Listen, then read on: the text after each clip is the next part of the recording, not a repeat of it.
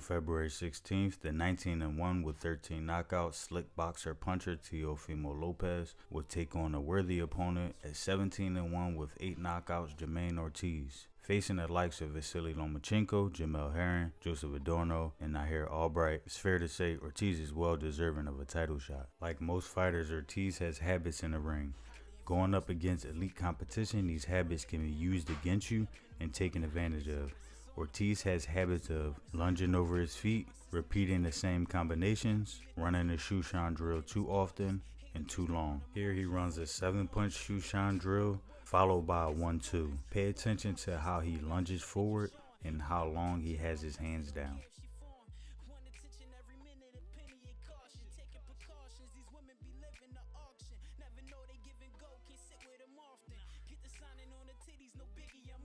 Not being defensively sound.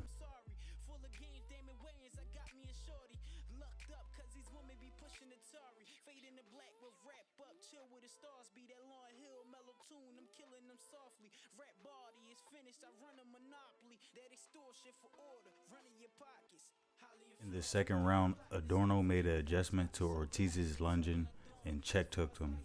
Ortiz, instead of taking his time, rushed in again and got caught with another check hook. This time he was hurt.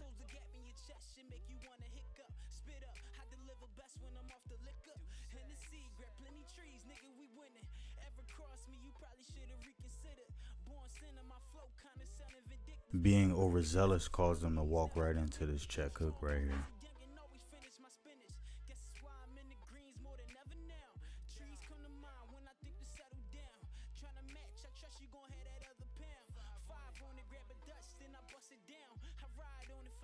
This still shot right here exemplifies how much Ortiz was leaning and lunging forward. He should never lean over his foot like this. It caused him to have too much momentum. He wasn't able to stop his momentum in time, and he got countered and dropped because of it.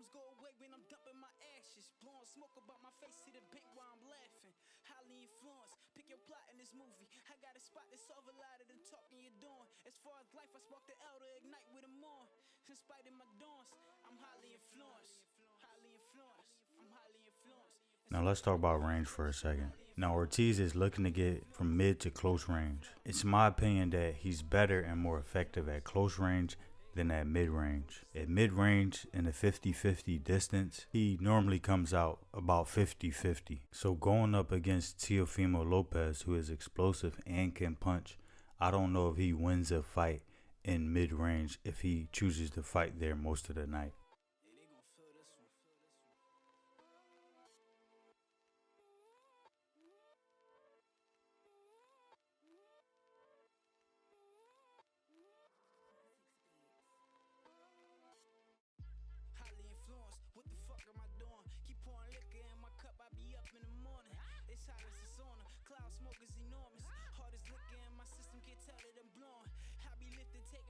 Working his way into mid and close range is where he has most of his issues.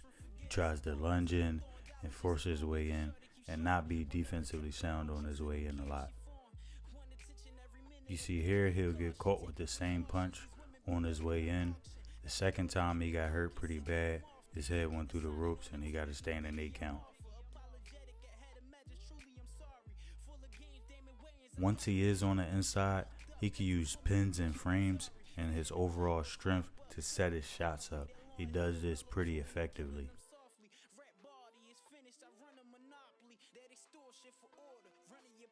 Again, at mid-range, he's about a 50-50 guy. Gets hit with about the same amount of shots he hits the other guy with.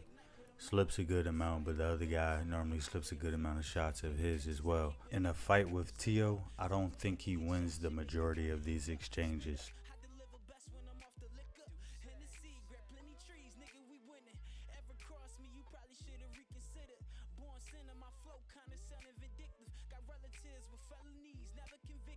Ortiz should be looking to make it an inside shoulder-to-shoulder fight. I think that's his best strategy. At mid-range, I think Teo may be able to pick him apart. At close range, I think he fares better. Although I think this strategy will be easier said than done. Teo is pretty strong on the inside. He does not normally let you pin him up against the ropes. and or frame him either. Now I said Ortiz should try to get in Teo's chest and push him backwards. I don't know that that's going to work. I do think he's going to spend most of the fight or a good portion of the fight on the back foot. So when he is on the back foot, he has to take advantage of the opportunities for back foot counters. Sometimes Teo could get too emotional in the ring and let his emotions take over and lose track of focus. In my opinion, this is exactly what happened in the Kambosos fight.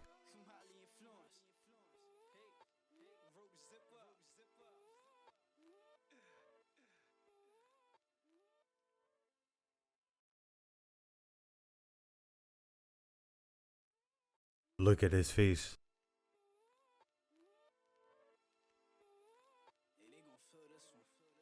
Because he let his emotions get a hold of him, he made a mistake in not showing Kambosos respect.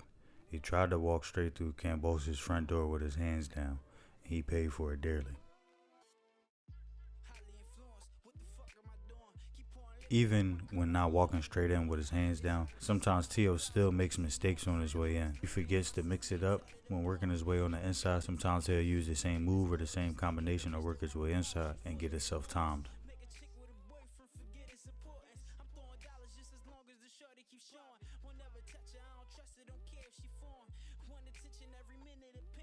Teo might be the most explosive boxer right after Gervonta Tank Davis. He loves to live in that 50-50 zone because of this.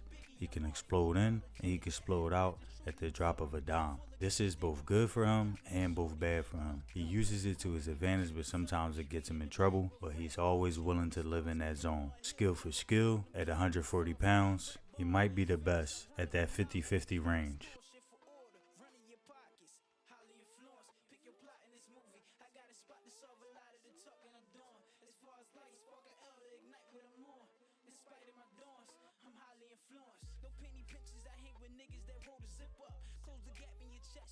So this is how I see it playing out in the ring. I see it being a good fight, but I see Teo having a higher level than Ortiz and being able to take it to places that Ortiz can't go. I don't know that he will stop Ortiz, but if Ortiz makes one too many mistakes, which he is capable of doing in a fight, and which he did against Adorno, Teo can hurt him, and when Teo hurts you, he likes to get you out of there.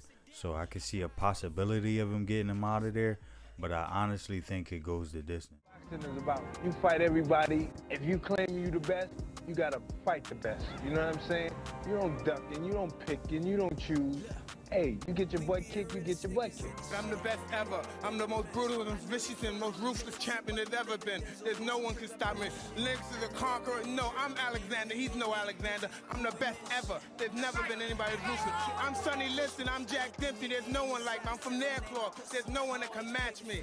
My style is impetuous. My defense is impregnable. And I'm just ferocious. I want your heart. Ain't got no face fighting today. These motherfuckers, they can't fight.